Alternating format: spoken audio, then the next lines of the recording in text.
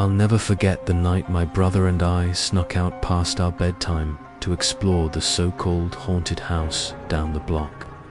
Yes, I said bedtime. I was only 10 and Luke was 12.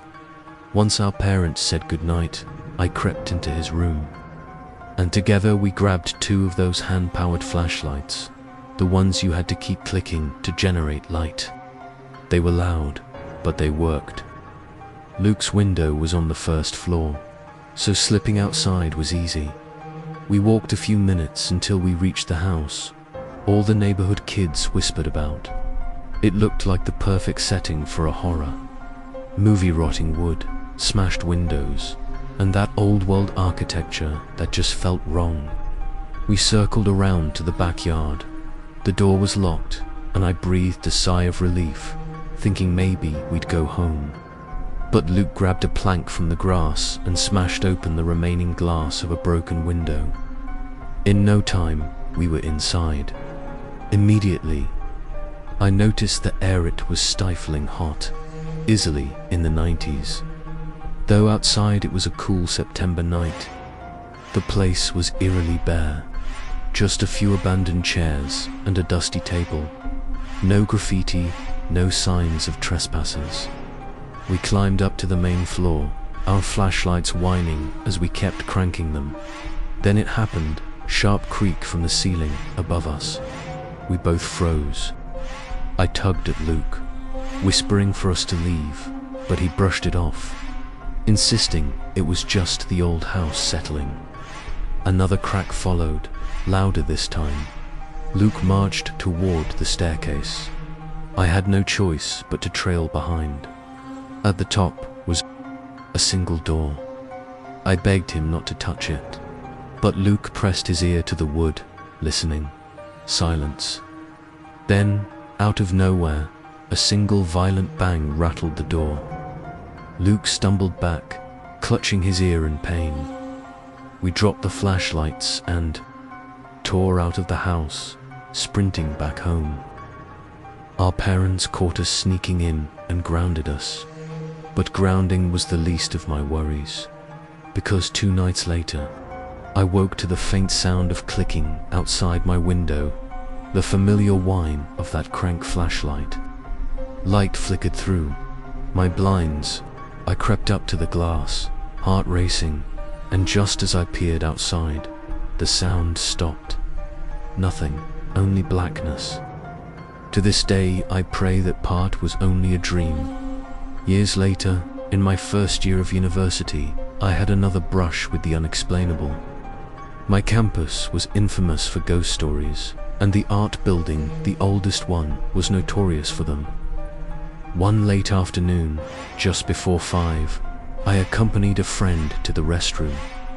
She went into a stall, and after waiting a while, I slipped back to class. Minutes later, she burst into the room, pale and shaking. She told me that after I left, she heard the sink turn on, though no one else was there.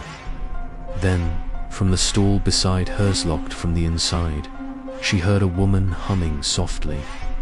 Yet, when she checked the gap beneath the door, no feet, no shadow, just an empty void with the sound of whispers. Terrified, she fled. Later, a janitor confirmed the rumor. No one should use that restroom after 5 p.m. It was said a woman's spirit lingered there, trapped in the stalls. Needless to say, we never tested that rule again. But the scariest moment of my life happened during my time as a missionary in Japan. My last area was Kyoto, a city I'd always dreamed of seeing. One evening, my companion and I were knocking on doors in a rundown apartment block. A middle-aged man answered, smiling strangely, and invited us in. His apartment stank of smoke, alcohol, and filth. The decor screamed desperation. We sat cross-legged at a low table as he rambled drunkenly about his hatred for Christians. Then, leaning close, he whispered, "I'll tell you a secret." He dragged a box from under his bed and opened it. Inside bundles of yen, stacked and real. He admitted he worked with the Yakuza. My companion and I exchanged terrified glances. He was too drunk to realize how much danger he put himself and us in by revealing that we tried to excuse ourselves. But he wouldn't let us leave. His ranting grew darker, more unhinged. Finally, we stood up, insisting we had to go. As we reached the door, he lurched toward a box, fumbling for something. We didn't wait to find out what. We bolted out the door, down the stairs, and didn't stop running until we were safe.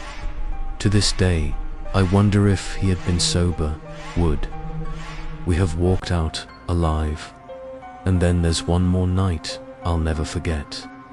I was 15, home alone, playing video games in my downstairs bedroom.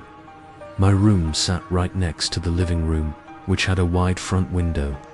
Out of nowhere, I heard a faint tapping on the glass.